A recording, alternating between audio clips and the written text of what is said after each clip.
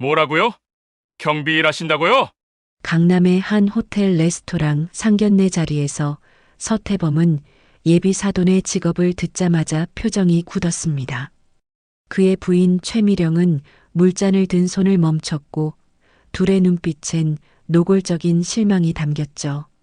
결혼 준비금으로 5억을 내놓겠다며 큰 소리치던 그들은 예비 사돈을 경비라는 이유만으로 깔보기 시작했습니다. 하지만 그들은 몰랐습니다. 자신들에게 어떤 일이 일어날지를 말입니다. 사연 시작하기 전에 구독과 좋아요 부탁드립니다. 항상 시청해주시는 모든 분들께 감사드립니다. 새벽 5시 서울 중구의 하늘은 아직 어둠 속에 잠겨 있었습니다. 거리엔 청소차 소리만 멀리서 들려왔고 빌딩 사이로 차가운 바람이 스쳐 지나갔어요. 한도윤은 건물 지하주차장 입구에 서서 천천히 숨을 들이마셨습니다. 68이라는 나이가 무색하게 그의 등은 고닫고 눈빛은 또렷했어요. 손에 든 열쇠꾸러미가 찰랑거렸습니다.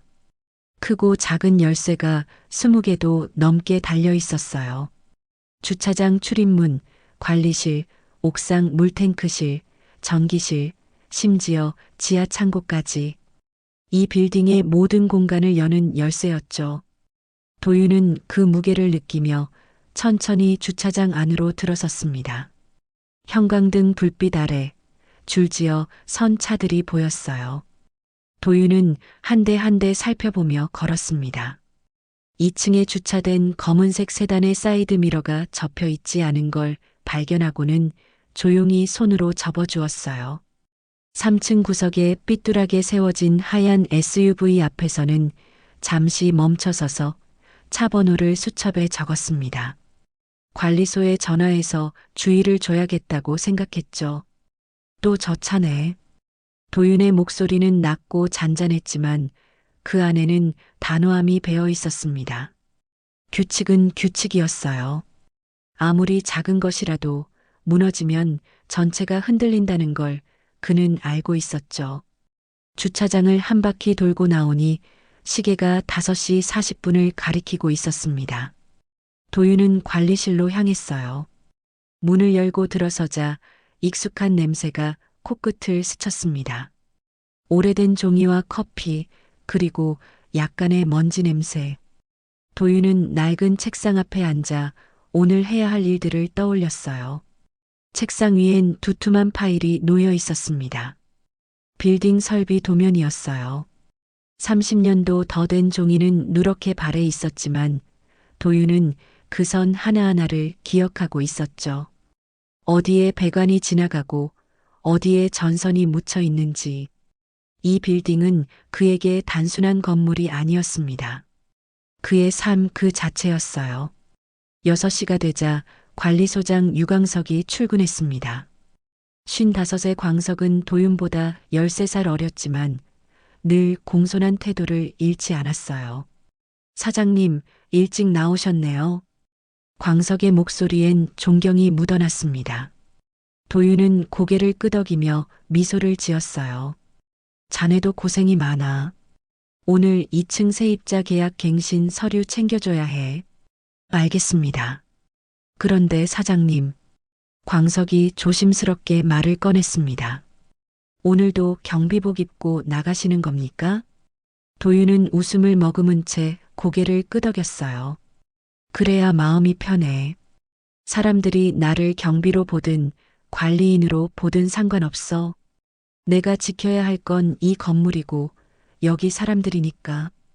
광석은 더 이상 말하지 않았습니다. 처음엔 이해하지 못했어요. 왜 건물주가 경비복을 입고 청소를 하고 주차를 관리하는지. 하지만 3년을 함께 일하며 깨달았죠. 도윤은 그저 건물을 소유한 게 아니라 건물과 함께 살아가는 사람이었습니다. 7시가 되자 빌딩의 생기가 돌기 시작했어요. 출근하는 사람들이 하나둘 주차장으로 들어왔고 엘리베이터 앞엔 줄이 늘어섰습니다. 도윤은 경비복을 입고 로비로 나갔어요. 검은색 바지에 남색 재킷, 가슴엔 관리라는 글자가 수놓아진 명찰이 달려 있었습니다. 안녕하세요. 지나가는 사람들에게 도윤은 공손하게 인사했어요. 어떤 이들은 고개를 끄덕이며 답했고 어떤 이들은 그냥 지나쳤죠. 도윤은 신경 쓰지 않았습니다. 그저 자신의 역할을 할 뿐이었어요. 2층에 있는 국밥집 사장 김옥분이 무거운 짐을 들고 나타났습니다. 64세 옥분은 이 건물에서 15년째 가게를 운영하고 있었어요. 사장님, 이거 좀 들어주세요. 옥분은 숨을 헐떡이며 말했습니다. 도윤은 재빨리 다가가 짐을 받아들었어요. 무게가 상당했지만 도윤은 흔들림 없이 들어 올렸죠. 옥분 씨, 이렇게 무거운 건 미리 말씀하셔야죠. 아이고, 맨날 신세만 지네요. 옥분의 얼굴엔 미안함과 고마움이 동시에 떠올랐습니다. 도윤은 짐을 국밥집 앞까지 날라다 주고는 다시 로비로 돌아왔어요. 8시 4층에서 소란이 일었습니다. 한일 트레이딩이라는 무역회사 직원들이 관리실로 찾아왔어요. 관리비 고지서 때문이었죠. 이번 달은 좀 미뤄주시면 안 될까요? 50대 초반으로 보이는 대표가 난처한 표정으로 말했습니다. 도윤은 광석과 눈을 마주쳤어요. 광석이 고개를 저었습니다. 이미 석 달째 밀린 상태였거든요. 죄송하지만 규정상 어렵습니다. 광석의 목소리는 단호했어요. 대표는 입술을 깨물며 돌아섰습니다. 도윤은 그 뒷모습을 바라보며 가슴 한편이 무거워지는 걸 느꼈어요. 하지만 원칙은 원칙이었습니다. 한 사람을 위해 규칙을 어기면 다른 모든 사람에게 불공평해지니까요. 점심시간이 다가왔습니다. 도윤은 로비 한쪽에 앉아 김밥을 먹었어요. 직접 아침에 만들어 온 김밥이었죠. 참기름 향이 은은하게 퍼졌습니다. 지나가던 젊은 직장인이 호기심 어린 눈으로 바라봤어요. 경비 아저씨도 점심 드시네요. 그 말에 도윤은 빙그레 웃었습니다. 나도 사람인걸요. 젊은이는 멋쩍게 웃으며 지나갔어요. 도윤은 그 모습을 보며 고개를 저었습니다. 사람들은 경비를, 관리인을, 청소하는 사람을 보이지 않는 존재처럼 여기곤 했죠. 하지만 도윤은 개의치 않았어요. 중요한 건 다른 사람의 시선이 아니라 자신이 어떻게 사느냐였으니까요. 오후 2시 도윤은 옥상으로 올라갔습니다. 물탱크 점검 시간이었어요. 녹슨 철문을 열고 들어서자 햇빛이 쏟아졌습니다. 서울 도심이 한눈에 내려다 보였어요. 높은 빌딩들 사이로 남산타워가 보였고 저 멀리 한강도 희미하게 보였죠. 도윤은 물탱크 상태를 꼼꼼히 살폈습니다. 수위는 정상이었고 배관에도 문제가 없었어요. 그는 수첩에 점검 내용을 적었습니다. 날짜, 시간, 상태, 모든 걸 기록으로 남겼죠. 32년. 도윤이 중얼거렸습니다. 이 빌딩을 지은 지 32년이 흘렀어요. 그때 도윤은 36이었죠. 설비시설관리회사를 막 창업했을 때였습니다. 작은 사무실 하나로 시작해서 밤낮 없이 일했어요. 몸은 힘들었지만 마음은 가벼웠죠. 자신의 손으로 무언가를 만들어가는 기쁨이 있었으니까요. 10년이 지나고 다시 10년이 흐르며 회사는 점점 커졌습니다. 직원도 늘어나고 계약도 많아졌어요. 그리고 48이 되던 해 도윤은 이 빌딩을 샀습니다. 자신이 관리했던 빌딩, 매일 드나들며 애정을 쏟았던 공간을, 그때의 기쁨을 도윤은 지금도 기억하고 있었어요. 하지만 5년 전 회사를 정리했습니다. 나이도 있었고 후계자 문제도 복잡했어요. 아들 지우는 IT 업계에서 자기 길을 걷고 있었고 무리하게 물려줄 생각은 없었죠. 대신 도윤은 이 빌딩을 선택했습니다. 관리하고 지키고 함께 늙어가기로요. 오후 4시 도윤은 지하 창고를 점검했습니다. 어두컴컴한 복도를 따라 걸으며 그는 각 구역의 자물쇠를 확인했어요. 어구역, B구역, C구역. 모두 10개의 창고가 있었고 8개는 세입자들이 사용하고 있었죠. 남은 2개 중 하나는 빈 상태였어요. 도윤은 그 앞에 멈춰 섰습니다. 먼지가 쌓인 셔터 문, 희미한 조명.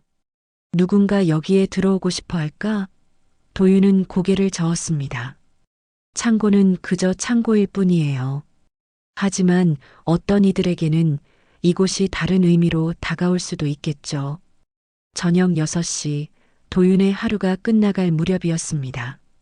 그는 로비를 마지막으로 한 바퀴 돌며 쓰레기를 주웠어요. 버려진 전단지 1장, 떨어진 영수증 1장. 작은 것도 그냥 지나치지 않았죠. 광석이 관리실에서 나와 말했습니다. 사장님, 오늘도 수고 많으셨습니다. 자네도 고생했어. 도윤은 경비복을 벗고 평상복으로 갈아입었어요. 깔끔한 회색 셔츠에 검은 바지. 경비복을 입었을 때와는 조금 다른 분위기가 났지만 도윤의 본질은 변하지 않았습니다. 그는 여전히 차분하고 단단했어요. 집으로 돌아가는 길, 도윤은 빌딩을 한 번 더 돌아봤습니다. 10층짜리 건물은 저녁 불빛을 받아 은은하게 빛나고 있었어요. 2층 국밥집에선 김이 모락모락 피어올랐고 3층 학원에선 아이들 웃음소리가 들려왔죠. 도윤은 미소를 지었습니다. 이 건물은 그의 것이지만 동시에 여기 사는 모든 사람의 것이기도 했어요. 그래서 그는 주인이 아닌 경비로, 관리인으로 이곳을 지키기로 한 거였죠. 내일 또 보자. 도윤은 건물을 향해 작게 속삭이고는 천천히 걸음을 옮겼습니다. 그의 뒷모습은 작았지만 그 안에 담긴 무게는 결코 가볍지 않았어요. 경비복을 입은 주인. 아무도 모르는 비밀을 품은 채 도윤의 하루는 그렇게 조용히 저물어 갔습니다. 토요일 오후 1시 도윤은 거울 앞에 섰습니다. 깔끔하게 다림질한 베이지색 셔츠에 검은색 면바지를 입었어요. 옷장 안쪽에 걸린 정장도 있었지만 도윤은 손을 뻗지 않았죠. 너무 격식을 차리는 것도 부담스러울 거라고 생각했습니다. 거울 속 자신을 바라보며 도윤은 작게 한숨을 내쉬었어요. 68배 얼굴엔 세월의 흔적이 가득했지만 눈빛만큼은 여전히 또렷했습니다. 오늘은 아들 지훈이 연인 하늘과 함께 그녀의 부모님을 만나는 상견례 날이었어요. 장소는 하늘의 어머니가 예약했다는 강남의 한 호텔 레스토랑이었죠. 아버지, 출발하실 준비 되셨어요? 지훈이 방문을 살짝 열고 물었습니다. 34세 아들은 긴장한 기색이 역력했어요. 넥타이를 몇 번이나 다시 맸는지 목 부분이 조금 비뚤어져 있었죠. 지훈아, 넥타이 좀 봐. 도윤이 다가가 아들의 넥타이를 바로잡아 주었습니다. 지훈의 어깨가 미세하게 떨리는 게 느껴졌어요. 도윤은 아들의 어깨를 가만히 두드렸습니다. 긴장하지 마. 진심은 통하는 법이야. 네, 아버지. 지훈은 고개를 끄덕였지만 여전히 불안한 표정이었어요. 도윤은 아들의 그런 모습이 안쓰러우면서도 한편으론 기특했습니다. 사랑하는 사람을 위해 이렇게 애쓰는 모습이 대견했거든요.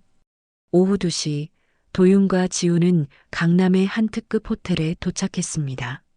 로비부터 화려했어요. 대리석 바닥이 반들반들 빛났고 천장엔 크리스털 샹들리에가 걸려 있었죠. 도윤은 이런 곳이 낯설지 않았지만 오랜만에 와보니 묘한 기분이 들었습니다. 레스토랑 입구에서 하늘이 기다리고 있었어요. 31살의 단정한 여성이었죠. 연한 분홍색 블라우스에 회색 치마를 입었고 머리는 단정하게 묶어 올렸습니다. 아버님, 지훈 오빠, 이쪽이에요. 하늘은 밝게 웃으며 안으로 안내했지만 목소리엔 긴장이 역력했어요. 도윤은 그녀를 따라 안으로 들어갔습니다. 창가 쪽 테이블에 두 사람이 앉아 있었어요. 50대 후반으로 보이는 부부였죠. 도윤과 지훈이 다가가자 두 사람이 일어섰습니다. 안녕하십니까? 저는 서하늘의 아버지 서태범입니다. 태범은 힘있는 목소리로 인사했습니다. 키가 큰 편이었고 회색 정장을 말끔하게 차려입었어요. 손목엔 은색 시계가 빛났고 구두는 반들반들하게 광이 났죠. 첫인상부터 뭔가 과시하는 듯한 느낌이 들었습니다. 반갑습니다. 한도윤입니다. 도윤은 담담하게 악수를 건넸어요. 태범의 손은 부드러웠습니다. 오랫동안 육체 노동을 하지 않은 손이었죠. 도윤은 자신의 거친 손바닥이 문득 의식되었지만 표정은 흔들리지 않았어요. 저는 하늘 어머니 최미령이에요. 미령은 우아하게 미소 지으며 인사했습니다. 56이라는 나이가 무색하게 피부는 매끈했고 화장도 정교하게 되어 있었어요. 베이지색 원피스에 진주 목걸이를 했는데 그 진주알이 상당히 큰 편이었죠. 반갑습니다. 도윤은 정중하게 고개를 숙였습니다. 모두 자리에 앉았어요. 웨이터가 물을 따라주고 메뉴판을 건넸습니다. 잠시 어색한 침묵이 흘렀죠. 태범이 먼저 입을 열었어요. 이 호텔 레스토랑 음식이 괜찮다고 해서 집사람이 예약했습니다. 좋은 곳 선택해 주셔서 감사합니다. 도윤은 짧게 대답했습니다. 태범의 시선이 도윤의 옷차림을 훑고 있었어요. 정장이 아닌 평상복 차림. 그 시선엔 미묘한 평가가 담겨 있었죠. 한도윤 선생님께선 무슨 일을 하고 계신지 여쭤봐도 될까요? 미령이 부드럽게 물었습니다. 하지만 그 부드러움 뒤엔 날카로운 관심이 숨어 있었어요. 도윤은 잠시 망설였습니다. 어떻게 대답해야 할까? 진실을 말하자니 오해를 살 것 같았고 거짓을 말하자니 양심이 허락하지 않았죠. 저는 지금 건물 관리 일을 하고 있습니다. 도윤은 최대한 담담하게 말했어요. 거짓은 아니었습니다. 실제로 건물을 관리하고 있었으니까요. 다만 그게 자신의 건물이라는 사실을 굳이 밝히지 않았을 뿐이었죠. 아, 건물 관리요. 태범의 표정이 미묘하게 변했습니다. 입가의 미소가 조금 굳어진 것 같았어요. 미령도 물잔을 들던 손이 살짝 멈췄죠. 경비일 같은 걸 하신다는 말씀이신가요? 미령의 목소리엔 조심스러움이 묻어났지만 동시에 실망도 느껴졌습니다. 도윤은 그 뉘앙스를 놓치지 않았어요. 네, 경비와 주차 관리를 겸하고 있습니다. 도윤은 똑바로 대답했습니다. 부끄러운 일이 아니었으니까요. 하지만 그 순간 태범과 미령의 얼굴이 확연히 어두워졌어요. 태범은 물잔을 내려놓으며 작게 헛기침을 했고 미령은 시선을 슬쩍 피했죠. 아, 그러시군요. 태범의 대답은 짧았습니다. 더 이상 묻지 않았어요. 그 침묵이 오히려 많은 걸 말해주고 있었죠. 도윤은 가슴 한편이 답답해지는 걸 느꼈습니다. 이 사람들은 지금 자신을 평가하고 있었어요. 직업으로, 겉모습으로. 하늘이 재빨리 분위기를 바꾸려 했습니다. 아버님은 정말 성실하게 일하세요. 지훈 오빠한테 들었어요. 그래요? 그건 다행이네요. 미령은 억지로 미소를 지었지만 그 미소는 진심이 아니었어요. 도윤은 그걸 알았습니다. 오랜 세월 사람들을 보아왔으니까요. 하늘 아버지는 대기업에서 오래 임원으로 계셨어요. 지금은 무역회사를 운영하고 계시고 전에 계셨던 회사엔 고문으로 계세요. 미령이 은근슬쩍 남편을 자랑했습니다. 태범은 겸손한 척 손을 내저었지만 입가의 미소는 감추지 못했어요. 오래 회사 생활하셨군요. 25년쯤 됐죠. 뭐, 이제 은퇴하고 작은 회사나 운영하며 소일하고 있습니다. 태범의 말투엔 겸손함이 묻어났지만 그 안엔 자부심이 가득했어요. 도윤은 담담하게 고개를 끄덕였습니다. 더 이상 묻지 않았어요. 관심이 없어서가 아니라 굳이 물을 필요가 없다고 판단했기 때문이었죠. 음식이 나왔습니다. 전체 요리부터 메인 요리까지 접시마다 정교하게 담겨 있었어요. 하지만 도윤은 입맛이 없었습니다. 대화는 점점 어색해졌거든요. 태범과 미령은 자신들의 이야기만 했어요.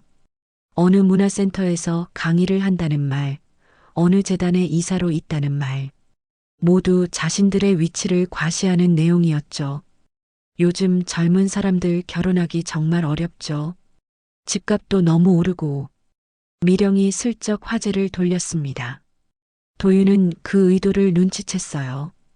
그렇습니다. 신혼집은 어떻게 준비하실 계획이세요? 미령의 질문은 직접적이었습니다. 도윤은 잠시 침묵했어요. 지훈과 하늘이 긴장한 표정으로 바라보고 있었죠. 아이들이 알아서 준비할 겁니다.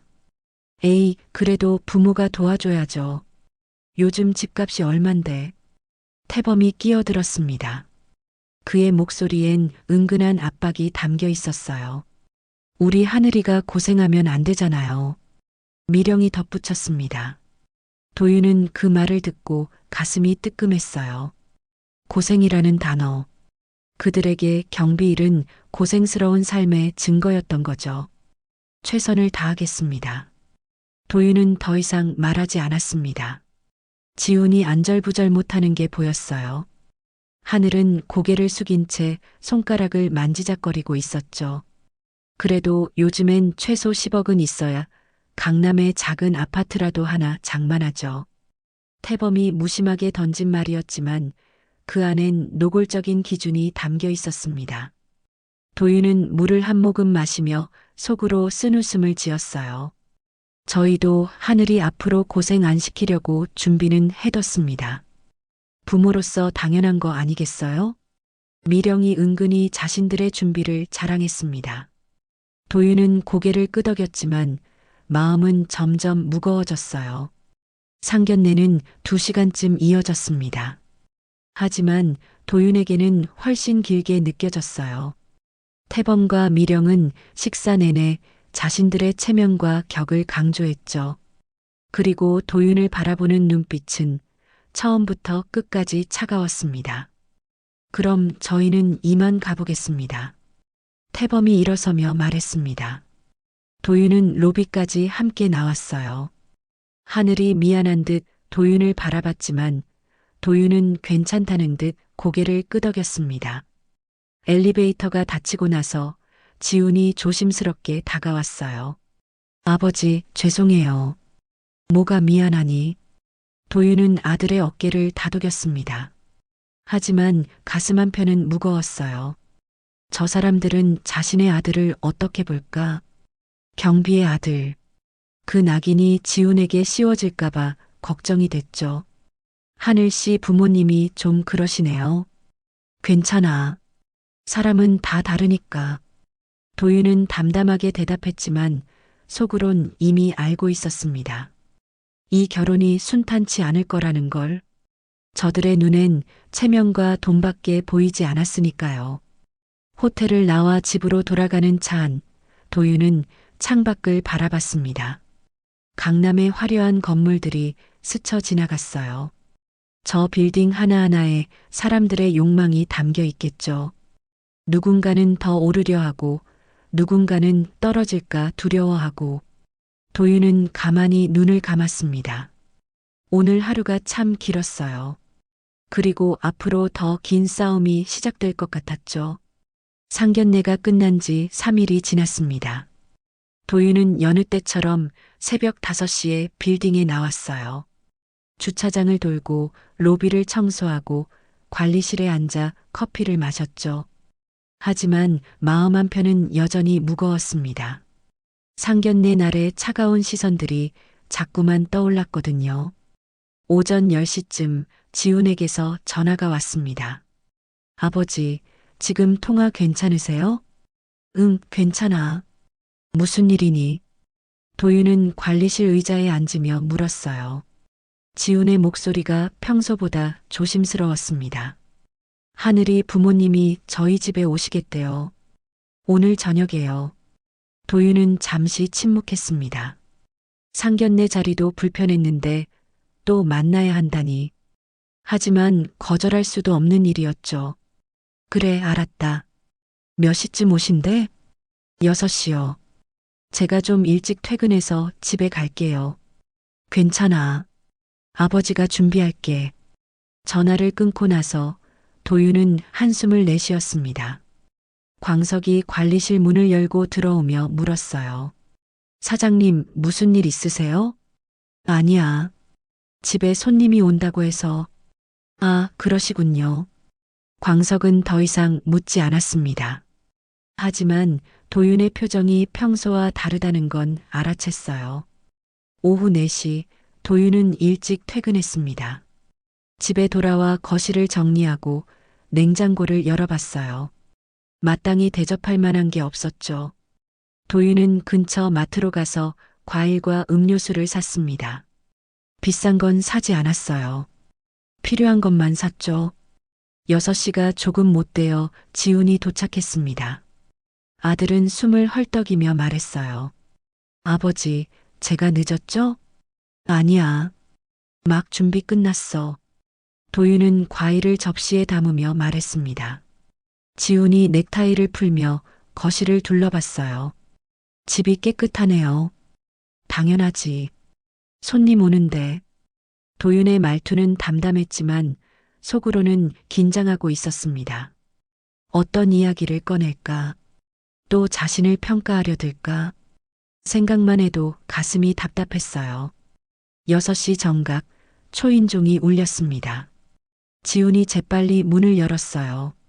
태범과 미령이 들어섰습니다. 미령은 손에 작은 쇼핑백을 들고 있었어요. 안녕하세요. 집에 초대해 주셔서 감사합니다. 미령이 웃으며 말했습니다. 하지만 그 웃음 뒤엔 미묘한 관찰이 숨어 있었어요. 도윤은 그걸 느꼈습니다. 어서 오세요. 도윤은 정중하게 맞이했어요. 태범은 거실을 둘러보며 입을 열었습니다.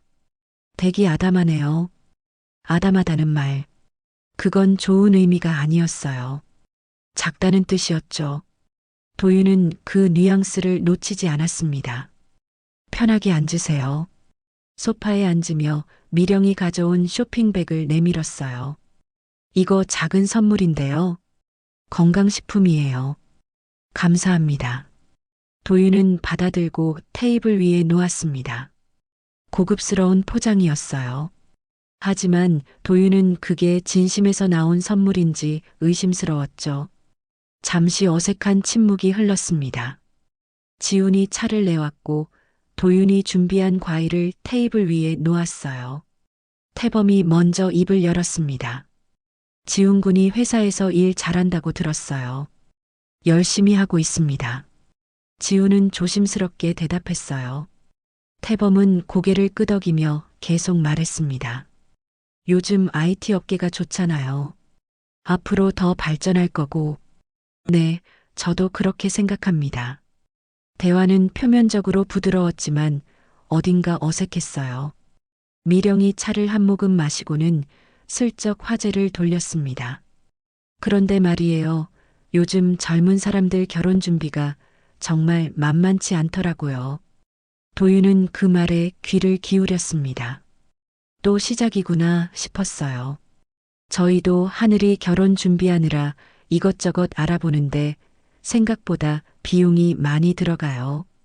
미령의 목소리는 걱정스러웠지만 그 안엔 은근한 압박이 담겨 있었습니다. 도윤은 고개를 끄덕이며 들었어요. 신혼집도 준비해야 하고 예물도 준비해야 하고 요즘엔 혼수도 만만치 않잖아요. 태범이 거들었습니다. 도윤은 그들이 무슨 말을 하려는지 알았어요. 돈 이야기였습니다. 저희는 하늘이한테 최대한 지원해 주려고요. 딸이 고생하는 건 못 보겠더라고요. 미령이 말했습니다. 도윤은 속으로 쓴웃음을 지었어요. 고생. 또 그 단어였죠. 한 선생님 댁에서는 어느 정도 준비하실 계획이세요? 태범의 질문은 직접적이었습니다. 도윤은 잠시 침묵했어요. 지훈이 불안한 눈빛으로 아버지를 바라봤죠. 아이들이 행복하면 됩니다. 저는 그게 가장 중요하다고 생각해요. 도윤의 대답은 우회적이었습니다. 하지만 태범과 미령은 만족스럽지 않은 표정이었어요. 물론 그렇죠. 하지만 현실적으로 준비는 해야 하잖아요. 미령이 말했습니다. 목소리가 조금 날카로워졌어요. 요즘 집값이 얼만데요? 강남 쪽은 말할 것도 없고 강북이라도 10억은 기본이에요. 태범이 덧붙였습니다. 도윤은 그들이 점점 본심을 드러내는 걸 느꼈어요. 저희는 하늘이한테 5억 정도는 지원해 줄 생각이에요. 그 정도는 해줘야 애가 편하게 살 거 아니에요. 미령의 말에 도윤은 놀랐습니다. 5억. 그 돈이 실제로 있는지는 모르겠지만 그들은 그렇게 말하고 있었어요. 한 선생님 댁에서도 비슷하게 맞춰주실 수 있겠죠? 태범이 물었습니다. 도윤은 그 질문에 할 말을 잃었어요. 이건 상견례가 아니었습니다. 거래였죠.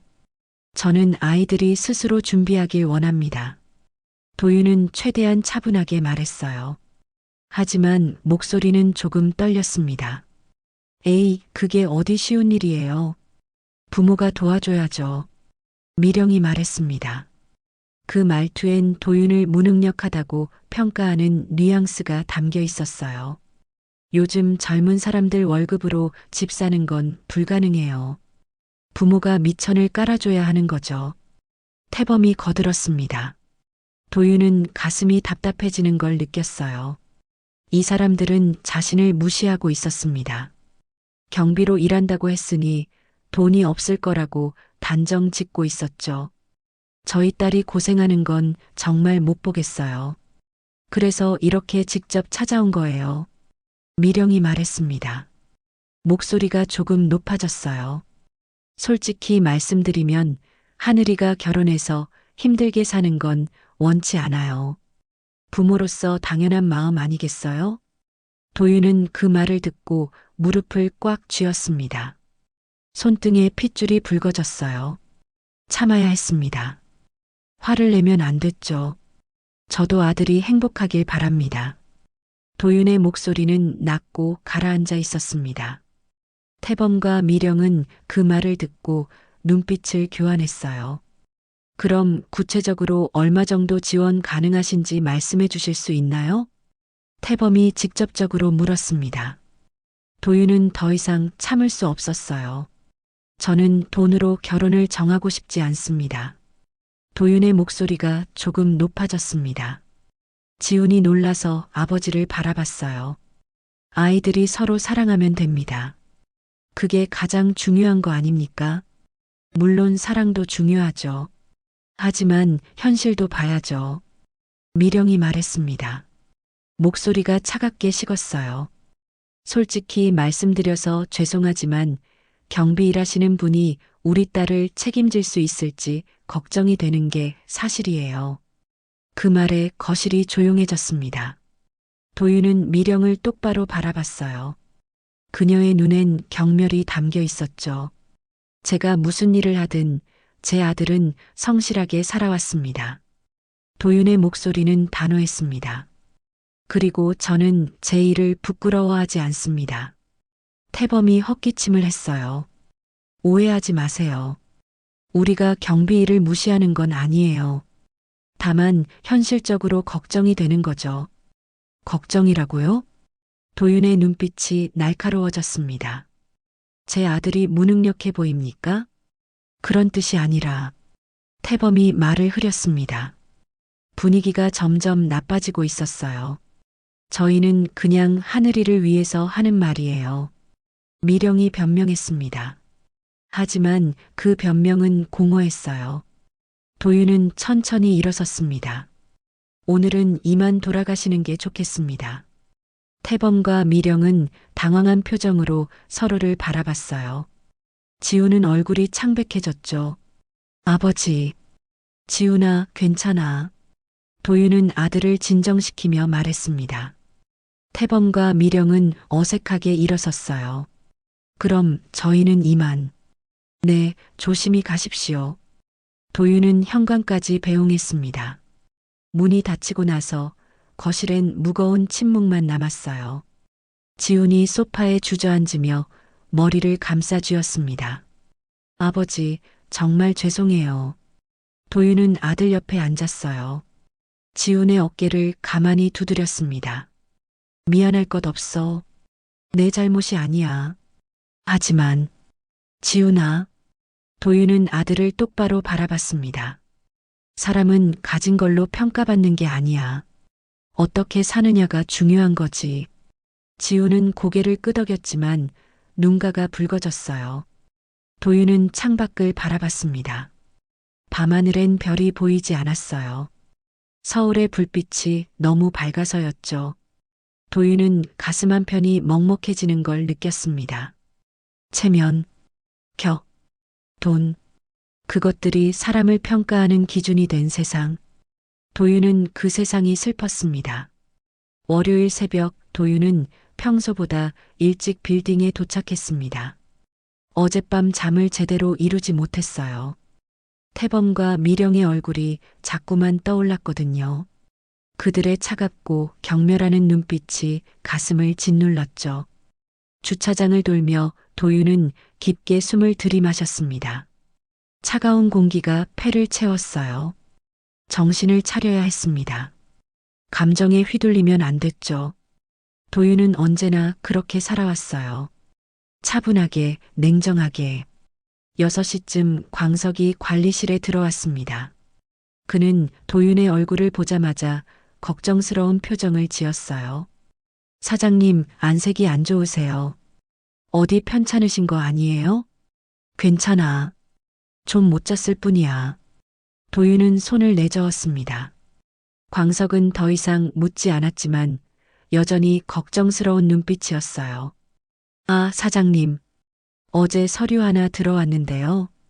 광석이 책상 위에 서류철을 가리켰습니다. 도윤은 서류를 집어들었어요. 지하창고 임차 신청서였죠. 누가 냈어? 지난주 금요일에 오신 분이에요. 서태범이라고 하시던데. 도윤의 손이 멈췄습니다. 서류를 다시 펼쳐봤어요. 신청인 란에 선명하게 적혀 있었죠. 서태범. 하늘의 아버지였습니다. 뭐라고 하던가? 지하창고 B구역을 3개월 단기로 빌리고 싶다고 하셨어요.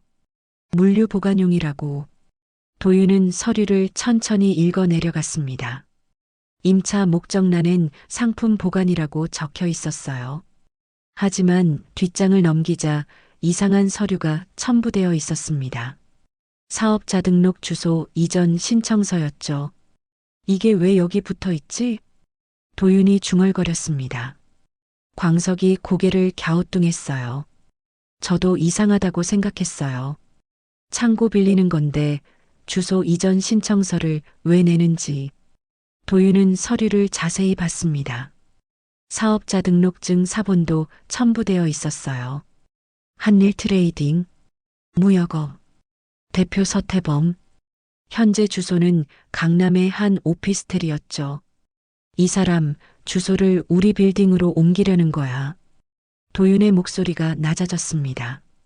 광석이 눈을 크게 떴어요. 네, 창고로 주소를 옮긴다고요? 그래.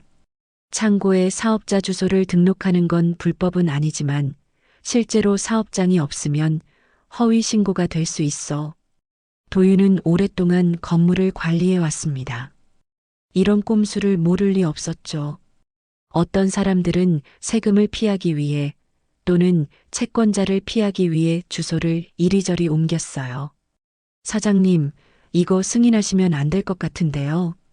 광석이 조심스럽게 말했습니다. 도윤은 고개를 끄덕였어요. 일단 알아봐야겠어. 이 사람 회사 재무 상태 좀 확인해 줄 수 있어? 네, 알겠습니다. 광석은 컴퓨터 앞에 앉았습니다. 도윤은 서류를 들고 창밖을 바라봤어요. 왜 태범이 이런 신청을 했을까? 그리고 왜 하필 자신의 빌딩에? 오후 2시쯤 광석이 조사 결과를 가지고 왔습니다. 그의 얼굴은 심각했어요. 사장님, 이거 보세요. 광석이 출력한 서류를 내밀었습니다. 도윤은 받아들고 읽기 시작했어요. 한일 트레이딩의 재무 상태였습니다. 세금 체납 3천만 원, 은행 대출 연체 2건, 신용 등급 하락, 최근 6개월간 매출 급감. 도윤은 서류를 읽으며 표정이 굳어졌어요. 이 회사 거의 부도 직전이네요. 광석이 말했습니다. 도윤은 고개를 끄덕였어요. 그래서 주소를 옮기려는 거야. 채권자들이 못 찾게. 비겁하네요. 광석의 목소리엔 분노가 묻어났습니다. 도윤은 서류를 책상 위에 내려놓았어요. 더 알아봐. 이 사람이 다른 곳에서도 이런 짓을 했는지. 알겠습니다. 광석이 나가고 나서 도윤은 의자에 기대어 눈을 감았습니다. 머릿속이 복잡했어요. 태범은 대기업 고문이라고 했죠. 무역회사를 운영한다고 했고요. 하지만 실제로는 빚에 쪼들리고 있었던 겁니다. 그리고 그들은 결혼 준비금으로 5억을 내놓겠다고 했어요. 그 돈은 어디서 나오는 걸까? 도윤은 불길한 예감이 들었습니다. 오후 4시 도윤은 4층으로 올라갔습니다. 한일 트레이딩이 있는 사무실이었어요. 문 앞에 관리비 독촉 고지서가 붙어 있었죠. 이미 석 달째 밀린 상태였습니다. 도윤은 문을 두드렸습니다. 안에서 인기척이 들렸어요. 문이 열리자 50대 초반의 남자가 나타났습니다. 네, 관리실에서 왔습니다. 관리비 건으로. 아, 네. 죄송합니다. 곧 내겠습니다. 남자의 목소리는 지쳐 있었어요. 도윤은 사무실 안을 힐끗 봤습니다. 텅 비어 있었어요. 책상 몇 개와 의자만 덩그러니 놓여 있었죠. 사업이 안 되시나 봐요. 도윤이 조심스럽게 물었습니다. 남자는 쓴웃음을 지었어요. 요즘 다들 힘들잖아요. 저희도 마찬가지고. 혹시 서태범 씨 아세요? 도윤의 질문에 남자의 표정이 미묘하게 변했습니다. 왜 그분을 아냐고 물으시는데요? 그냥 궁금해서요. 알죠. 같은 업계니까. 근데 그분도 요즘 힘들다고 들었어요. 남자는 더 이상 말하지 않았습니다. 도윤은 고개를 숙이고 내려왔어요. 저녁 6시 광석이 추가 조사 결과를 가지고 왔습니다. 사장님, 서태범 씨가 작년에도 다른 빌딩에서 똑같은 짓을 했대요. 창고 빌려서 주소 옮기고 몇 달 버티다가 야반도주했다고. 도윤의 눈빛이 차갑게 가라앉았습니다. 증거 있어? 네, 여기요. 광석이 인쇄물을 내밀었습니다. 다른 빌딩 관리 사무소에서 올린 민원 게시물이었어요. 서태범의 이름이 선명하게 적혀 있었죠. 도윤은 서류를 읽으며 주먹을 꽉 쥐었습니다. 이 사람은 상습적으로 이런 짓을 해온 거예요. 그리고 이번엔 자신의 빌딩을 노린 겁니다. 사장님, 어떻게 하시겠어요? 광석이 물었습니다. 도윤은 잠시 생각했어요. 감정적으로 대응하면 안 됐습니다. 냉정하게 원칙대로 처리해야 했죠. 일단 승인 보류야. 정식으로 입주사 회의에 상정할 거야. 입주사 회의요? 그래. 이런 중요한 거는 다른 입주자들도 알아야 해. 투명하게 처리하는 게 맞아. 광석은 고개를 끄덕였습니다. 도윤은 창밖을 바라봤어요. 해가 지고 있었습니다. 서울의 빌딩들이 하나둘 불을 켜기 시작했죠. 도윤은 태범의 얼굴을 떠올렸습니다. 상견례 때 으스대던 모습, 자신을 무시하던 눈빛, 그리고 결혼 준비금으로 5억을 내놓겠다던 허세. 모두 거짓이었어요. 허울뿐인 체면이었죠. 도윤은 속으로 쓴웃음을 지었습니다. 이제 알겠어요. 태범이 왜 자신의 빌딩을 선택했는지, 경비로 보이는 사람의 빌딩이니까 쉽게 속일 수 있을 거라고 생각했던 거죠. 하지만 태범은 몰랐습니다. 자신이 무시했던 그 경비가 바로 이 빌딩의 주인이라는 걸. 도윤은 천천히 입을 열었습니다. 광석, 입주사 대표회의 소집해. 다음 주 금요일로. 네, 알겠습니다. 광석이 나가고 나서 도윤은 혼자 관리실에 남았습니다. 창밖으론 어둠이 내려앉고 있었어요. 도윤은 서류를 다시 펼쳐봤습니다. 서태범, 한일 트레이딩, 주소 이전 신청서, 모든 퍼즐이 맞춰지고 있었어요. 이제 남은 건 결말뿐이었습니다. 도윤은 조용히 서류를 덮었습니다. 그의 눈빛은 차갑고 단호했어요. 원칙은 원칙이었습니다. 아무리 예비사돈이라 해도 잘못된 건 바로 잡아야 했죠. 밤 10시 도윤은 집으로 돌아갔습니다. 지훈에게서 문자가 와 있었어요. 아버지, 하늘이랑 얘기했어요. 시간을 좀 갖기로 했어요. 도윤은 문자를 읽고 한숨을 내쉬었습니다. 아들이 힘들어하는 게 느껴졌어요. 하지만 이건 피할 수 없는 일이었습니다. 도윤은 답장을 보냈습니다. 괜찮아. 천천히 생각해. 아버지는 내 편이야. 문자를 보내고 나서 도윤은 창밖을 바라봤습니다. 서울의 밤은 여전히 밝았어요. 하지만 그 불빛 뒤엔 수많은 어둠이 숨어 있었죠. 도윤은 눈을 감았습니다. 머릿속엔 앞으로 벌어질 일들이 그려졌어요. 입주사 회의, 태범과의 대면, 그리고 진실이 밝혀지는 순간. 그때 태범은 어떤 표정을 지을까? 도윤은 그 모습이 벌써 눈에 선했습니다. 수요일 오전 10시, 도윤은 지하 창고를 점검하고 있었습니다. 형광등 불빛이 깜빡이는 복도를 따라 걸으며 각 구역의 문을 확인했어요. 어구역부터 제2구역까지 10개의 창고 중 8개는 이미 세입자들이 사용하고 있었죠. B구역 앞에서 도윤은 멈춰 섰습니다. 철제 셔터 문이 굳게 닫혀 있었어요. 먼지가 쌓인 문손잡이, 바닥에 떨어진 거미줄. 6개월째 비어있는 공간이었습니다. 도윤은 열쇠를 꺼내 문을 열었어요. 삐걱거리는 소리와 함께 셔터가 올라갔습니다. 안은 텅 비어 있었어요. 약 30평 정도의 공간. 천장은 낮았고 환기구도 작았죠. 사업장으로 쓰기엔 부적합한 곳이었습니다. 이런 곳에 주소를 등록하겠다고? 도윤은 중얼거렸습니다. 태범의 의도가 더욱 명확해졌어요. 이곳은 실제 사업을 할 공간이 아니었습니다. 그저 서류상 주소지로만 필요한 거였죠. 도윤은 창고를 나와 셔터를 다시 내렸습니다. 복도 천장에 달린 CCTV 카메라가 보였어요. 작년에 새로 설치한 거였죠. 하지만 이 구역엔 사각지대가 있었습니다. B구역 문 앞은 카메라에 잡히지 않았어요. 여기서 뭘 하려고 했던 걸까? 도윤은 불길한 예감이 들었습니다. 주소만 옮기는 게 아니라 뭔가 다른 목적이 있는 건 아닐까? 세금 회피? 채권자 회피? 아니면 더 심각한 일? 관리실로 돌아오니 광석이 전화를 받고 있었습니다. 표정이 심각했어요. 도윤이 들어서자 광석이 전화를 끊고 말했습니다. 사장님, 서태범 씨가 오늘 오후에 방문하신대요. 뭐라고? 창고 확인하고 싶다고. 계약 진행하고 싶다고 하셨어요. 도윤은 잠시 생각했습니다. 직접 만나는 것도 나쁘지 않았어요. 상대의 의도를 더 정확히 파악할 수 있으니까요. 몇 시에 온대? 3시요. 알았어. 내가 직접 안내할게.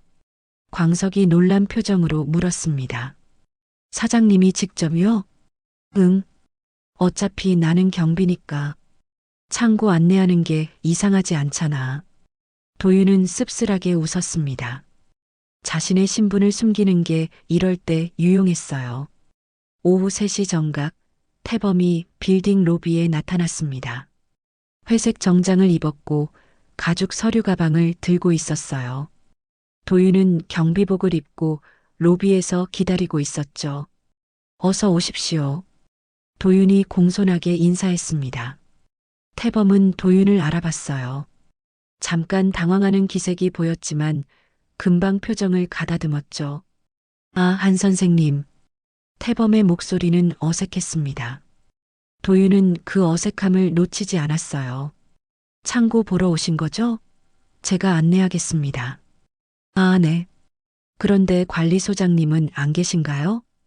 태범이 조심스럽게 물었습니다. 도윤의 안내를 받는 게 불편한 모양이었어요. 도윤은 담담하게 대답했습니다. 소장님은 외부 일정이 있으세요. 제가 창고 관리도 맡고 있으니 괜찮습니다. 태범은 마지못해 고개를 끄덕였습니다. 도윤은 앞장서서 엘리베이터로 향했어요. 지하로 내려가는 동안 침묵이 흘렀습니다. 태범은 계속 휴대폰만 들여다봤어요. 지하에 도착하자 차가운 공기가 얼굴을 스쳤습니다. 도윤은 복도를 따라 걸었어요. 형광등 불빛이 두 사람의 그림자를 길게 늘어뜨렸죠. 여기가 B구역입니다. 도윤이 셔터 문 앞에 멈춰서며 말했습니다. 태범이 주변을 둘러봤어요. 조명, 환기구, 천장 높이, 모든 걸 꼼꼼히 살피는 눈빛이었습니다. 문 좀 열어주시겠어요? 네. 도윤은 열쇠로 셔터를 열었습니다. 삐걱거리는 소리가 복도에 울렸어요. 태범이 안으로 들어가 둘러봤습니다. 크기는 어느 정도 되죠? 약 30평입니다. 습기는 없나요? 제습기를 설치하면 괜찮습니다. 태범은 계속 이것저것 물었습니다. 하지만 그 질문들은 실제 창고 사용을 위한 게 아니었어요. 그저 형식적인 것들 뿐이었죠. 도윤은 그걸 알았습니다. 마음에 드시나요? 도윤이 물었습니다. 태범은 고개를 끄덕였어요. 네, 괜찮네요. 임대료는 얼마죠? 월 80만 원입니다. 관리비 별도고요. 좀 비싸네요. 태범이 미간을 찌푸렸습니다. 도윤은 표정을 바꾸지 않았어요. 이 지역 시세가 그렇습니다. 좀 깎아주실 수 없나요? 태범의 목소리가 간청하듯 변했습니다. 도윤은 속으로 비웃음이 나왔어요.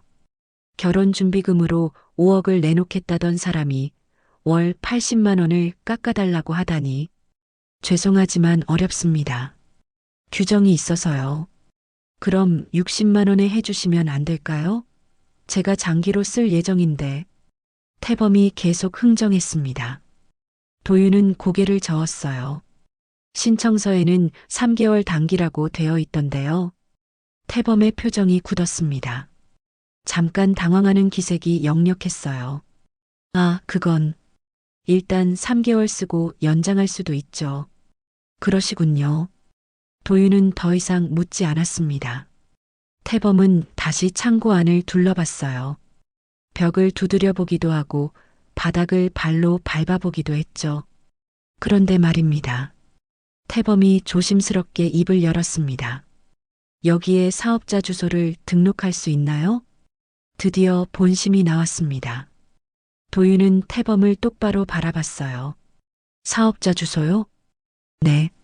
제가 무역회사를 운영하는데 사무실이 좀 비좁아서요. 그래서 물류창고 쪽으로 주소를 옮기려고요. 태범의 설명은 그럴듯했습니다. 하지만 도윤은 속을 꿰뚫어 보고 있었어요. 가능은 합니다만. 도윤이 천천히 말했습니다. 실제 사업장이 있어야 합니다. 단순히 주소만 등록하는 건 허위 신고가 될 수 있어요. 태범의 얼굴이 약간 굳었습니다. 물론 실제로 사용하죠. 물건도 보관하고. 어떤 물건을 보관하실 건가요? 도윤의 질문에 태범이 잠깐 머뭇거렸습니다. 무역 상품이요. 샘플 같은 거. 샘플이요. 얼마나 들어올 예정인가요? 그건 아직 확정은 안 됐어요. 태범의 대답은 점점 불명확해졌습니다. 도윤은 더 이상 몰아붙이지 않았어요. 이미 충분히 확인했으니까요. 계약은 언제쯤 하실 생각이세요? 빠를수록 좋죠. 다음 주쯤 가능할까요? 입주사 대표 회의를 거쳐야 합니다. 도윤의 말에 태범이 당황했습니다. 회의요? 왜요? 새로운 입주자는 기존 입주사들의 동의가 필요합니다. 규정이에요. 그냥 창고 하나 빌리는 건데 그렇게까지 해야 하나요? 태범의 목소리가 높아졌습니다. 도윤은 침착하게 대답했어요. 네, 특히 사업자 주소 등록이 포함된 경우엔 더 신중해야 합니다. 태범은 입술을 깨물었습니다. 불만스러운 표정이 역력했어요. 회의는 언제 하는데요? 다음 주 금요일입니다. 그날까지 기다려야 한다고요? 네, 죄송합니다. 도윤은 정중하지만 단호했습니다. 태범은 한숨을 내쉬었어요. 알겠습니다. 그럼 회의 결과 알려주세요. 물론입니다. 창고를 나와 로비까지 올라오는 동안 태범은 계속 휴대폰을 만지작거렸습니다. 초조한 기색이 역력했어요. 도윤은 그 모습을 조용히 관찰했습니다. 로비에서 태범이 돌아서며 말했습니다. 그럼 연락 기다리겠습니다. 네, 회의 결과 나오는 대로 말씀드리겠습니다. 태범이 나가고 나서 도윤은 관리실로 돌아왔습니다. 광석이 기다리고 있었어요. 어떻게 됐어요? 예상대로야. 창고는 핑계고 주소 등록이 목적이야. 사장님, 이거 절대 승인하시면 안 돼요. 광석의 목소리는 단호했습니다. 도윤은 고개를 끄덕였어요. 알아. 회의에서 정식으로 부결시킬 거야. 그런데 사장님, 광석이 조심스럽게 물었습니다. 서태범 씨가 지훈 씨 예비장인 아니에요? 괜찮으시겠어요? 도윤은 잠시 침묵했습니다. 창밖을 바라봤어요. 서울의 하늘은 흐렸습니다. 원칙은 원칙이야. 사람 관계와 일은 별개지. 도윤의 목소리는 차분했지만 단단했습니다. 광석은 더 이상 묻지 않았어요. 저녁 도윤은 지하주차장을 마지막으로 점검했습니다. 차들을 보며 걸으면서 오늘 있었던 일을 떠올렸어요. 태범의 초조한 얼굴, 흥정하려던 모습, 거짓말하던 눈빛, 모든 게 명확해졌습니다. 이제 남은 건 회의뿐이었어요. 그 자리에서 모든 게 드러날 겁니다. 도윤은 주차장 출구에서 멈춰 섰습니다. 밤하늘을 올려다봤어요. 별은 보이지 않았지만 달은 흐릿하게 떠 있었죠. 곧 끝날 거야. 도윤은 중얼거리고는 천천히 집으로 향했습니다. 금요일 오후 2시 도윤은 회의실을 준비하고 있었습니다. 긴 테이블에 의자를 8개 배치했어요. 빔 프로젝터도 설치했죠. 오늘은 입주사 대표 회의가 열리는 날이었습니다. 광석이 서류 뭉치를 들고 들어왔어요. 사장님, 자료 준비 다 됐습니다. 고생했어. 참석자는 몇 명이지? 7명이요. 전부 확인했습니다. 도윤은 고개를 끄덕였습니다. 서류를 펼쳐보니 각 층 대표들의 이름이 적혀 있었어요. 2층 국밥집 김옥분, 3층 학원 원장, 4층 한일 트레이딩 대표, 그리고 7층부터 9층까지 각 사무실 대표들. 정만수 판사님도 오시나? 네, 6층에 사무실 있으시잖아요. 정만수, 72의 은퇴한 판사였습니다. 이 빌딩에서 작은 법률사무소를 운영하고 있었죠. 도윤은 그가 오늘 회의에 큰 역할을 할 거라고 예상했어요. 오후 3시 참석자들이 하나둘 회의실로 들어왔습니다. 옥분이 제일 먼저 왔어요. 사장님, 오늘 무슨 중요한 일 있나요? 곧 시작하면 알게 될 거예요. 도윤은 미소를 지으며 대답했습니다. 옥분은 자리에 앉아 두리번거렸어요. 이어서 다른 대표들이 들어왔습니다. 학원 원장, 회계사무소 대표, 건축설계사무소 대표.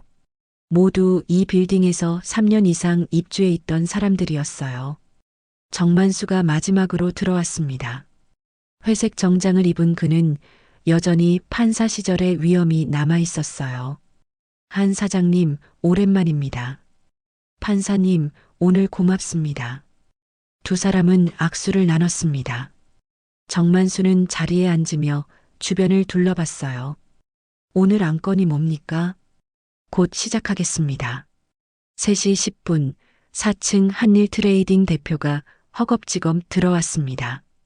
얼굴이 붉어진 채 숨을 헐떡였어요. 죄송합니다. 좀 늦었네요.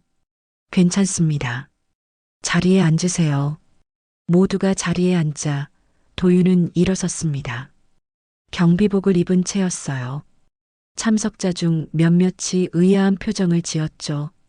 오늘 회의를 소집한 이유는 새로운 임차 신청건 때문입니다. 도윤이 말하자 광석이 프로젝터를 켰습니다. 화면에 서류가 나타났어요. 지하창고 B구역 임차 신청서. 신청인 서태범. 지하창고 B구역을 임차하겠다는 분이 계십니다. 그런데 문제가 있습니다. 도윤은 다음 장을 넘겼습니다. 사업자 등록 주소 이전 신청서가 나타났어요. 이분은 단순히 창고를 빌리려는 게 아니라 사업자 주소를 이곳으로 옮기려고 합니다. 참석자들이 웅성거리기 시작했습니다. 옥분이 손을 들었어요. 그게 문제가 되나요? 네. 실제 사업장이 없는데 주소만 등록하면 허위 신고가 됩니다. 정만수가 끼어들었습니다. 맞습니다. 상법과 세법에 명시되어 있죠. 실체 없는 주소 등록은 조세 포탈이나 채무 회피 목적으로 간주될 수 있습니다. 회의실이 조용해졌습니다. 도윤은 다음 화면을 넘겼어요. 태범의 회사 재무 정보가 나타났습니다. 이분의 회사는 현재 세금 체납 3천만 원, 은행 대출 연체 2건이 있습니다. 신용등급도 최근 6개월간 지속적으로 하락했고요. 참석자들의 표정이 굳어졌습니다. 학원 원장이 물었어요. 그럼 이분이 관리비를 제때 낼 수 있을까요? 어렵다고 봅니다. 도윤의 대답은 단호했습니다.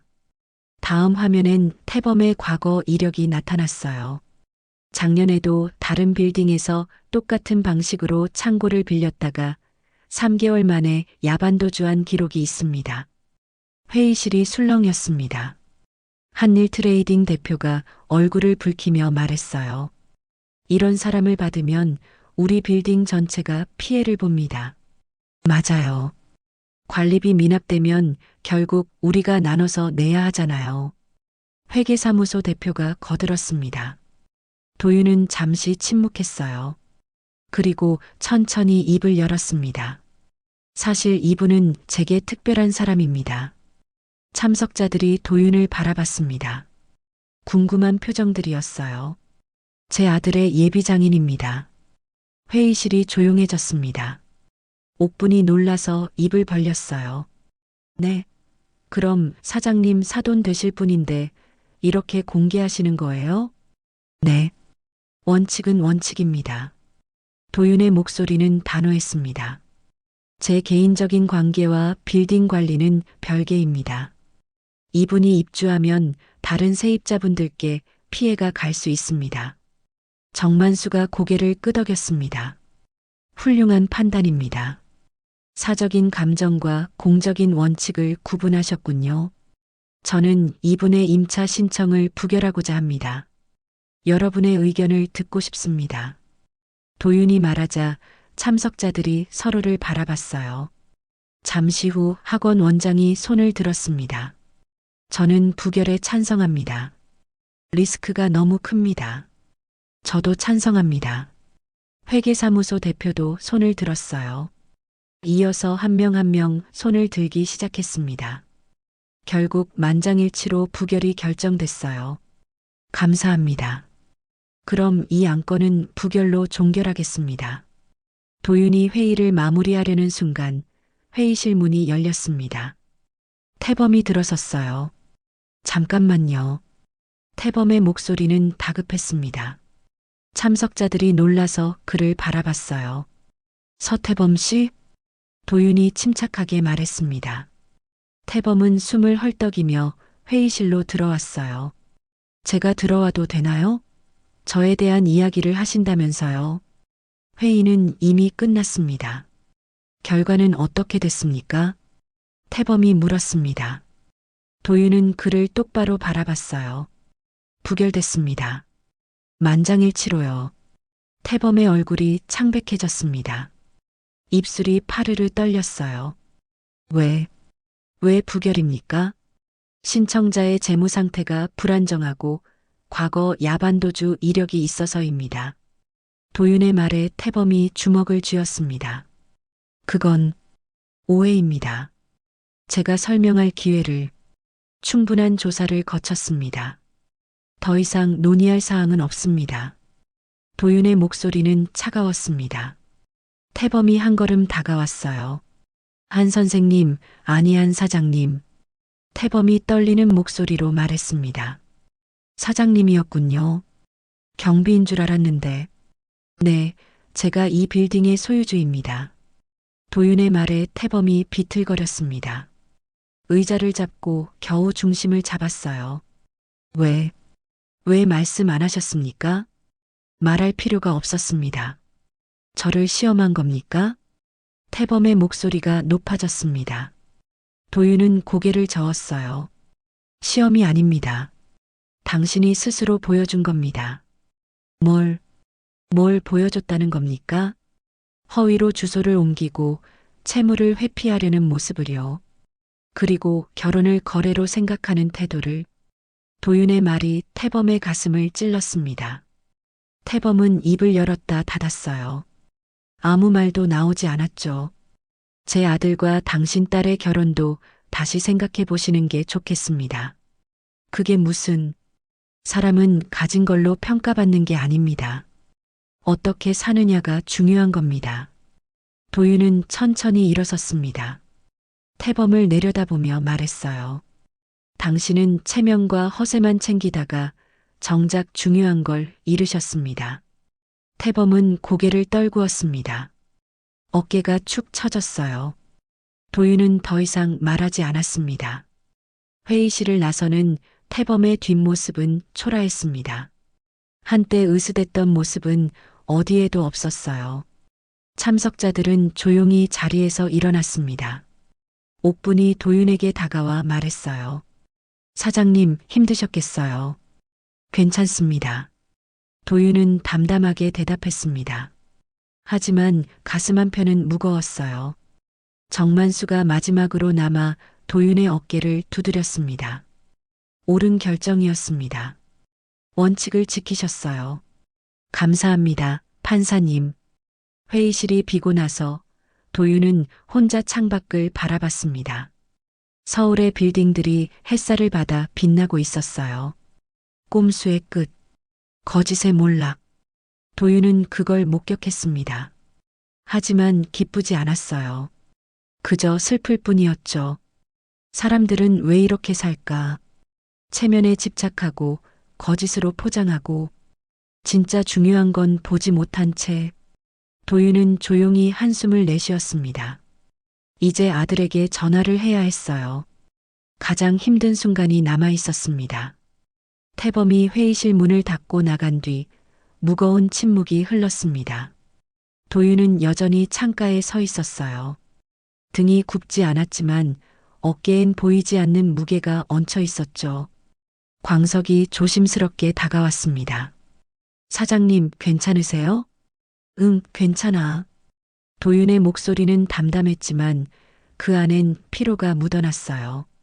광석은 테이블 위의 서류들을 정리하기 시작했습니다. 프로젝터 화면엔 아직 태범의 재무 정보가 떠 있었어요. 화면 꺼줄래? 네. 광석이 프로젝터를 끄자 회의실이 조금 어두워졌습니다. 도윤은 의자에 앉았어요. 갑자기 다리에 힘이 풀리는 것 같았죠. 사장님, 물 한 잔 드릴까요? 그래, 고마워. 광석이 물을 가져오는 동안 도윤은 눈을 감았습니다. 머릿속엔 지난 몇 주간의 일들이 스쳐 지나갔어요. 상견례 날의 차가운 시선, 집에 찾아온 태범 부부의 오만함, 그리고 오늘 회의실에서의 대면. 모든 게 끝난 것 같았지만 사실은 이제 시작이었습니다. 아들에게 이 사실을 어떻게 전해야 할까? 지훈이 얼마나 상처받을까? 생각만 해도 가슴이 아팠어요. 광석이 물을 건네며 말했습니다. 사장님, 지훈 씨한테 연락하셔야 하는 거 아니에요? 그래야지. 근데 뭐라고 말해야 할지. 도윤은 물을 한 모금 마셨습니다. 차가운 물이 목구멍을 타고 내려갔어요. 정신이 조금 맑아지는 것 같았죠. 사실대로 말씀하시는 게 최선 아닐까요? 내가 맞아. 거짓말은 또 다른 거짓말을 낳으니까. 도윤은 휴대폰을 꺼냈습니다. 지훈의 번호를 누르려다 멈췄어요. 손가락이 떨렸습니다. 68불 살면서 이렇게 전화 한 통이 두려웠던 적이 있었을까? 잠시 망설이다가 도윤은 전화를 걸었습니다. 신호음이 3번 울렸어요. 4번째 신호음이 울릴 때 지훈이 받았습니다. 네, 아버지. 지훈아, 지금 시간 돼? 네, 괜찮아요. 무슨 일이세요? 지훈의 목소리는 평소와 다름없었습니다. 아직 아무것도 모르는 목소리였어요. 도윤은 잠시 망설였습니다. 오늘 저녁에 집에서 얘기 좀 하자. 중요한 이야기야. 무슨 일인데요? 지금 말씀해 주시면 안 돼요? 전화론 어려워. 직접 보고 얘기하는 게 나을 것 같아. 지훈은 잠시 침묵했습니다. 뭔가 심상치 않다는 걸 느낀 모양이었어요. 알겠어요. 7시쯤 갈게요. 응, 그래. 조심해서 와. 전화를 끊고 나서 도윤은 한숨을 내쉬었습니다. 이제 몇 시간 후면 아들에게 모든 걸 말해야 했어요. 사장님, 오늘 일찍 퇴근하세요. 많이 힘드셨을 거예요. 광석이 걱정스러운 얼굴로 말했습니다. 도윤은 고개를 끄덕였어요. 그래야겠다. 오늘 너한테 고마웠어. 아니에요.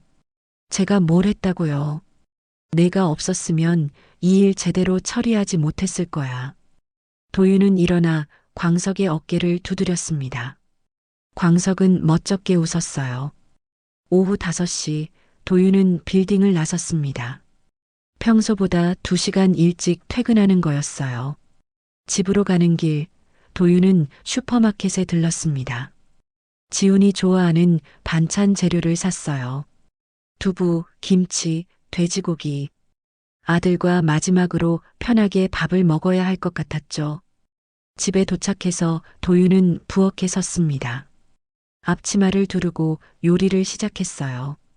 김치찌개를 끓이고 두부를 부쳤습니다. 손을 움직이는 동안만큼은 복잡한 생각을 잊을 수 있었어요. 6시 반쯤 음식이 다 준비됐습니다. 도윤은 거실 테이블을 닦고 식기를 놓았어요. 평소보다 정성스럽게 준비했죠. 7시 정각, 현관 비밀번호 누르는 소리가 들렸습니다. 지훈이 들어왔어요. 아버지 왔어요. 어서 와. 손 씻고 앉아라. 지훈은 아버지의 표정을 살폈습니다. 뭔가 평소와 달랐어요. 더 조용하고 더 무거운 분위기였죠. 아버지, 무슨 일 있으세요? 안색이 안 좋으신데. 괜찮아.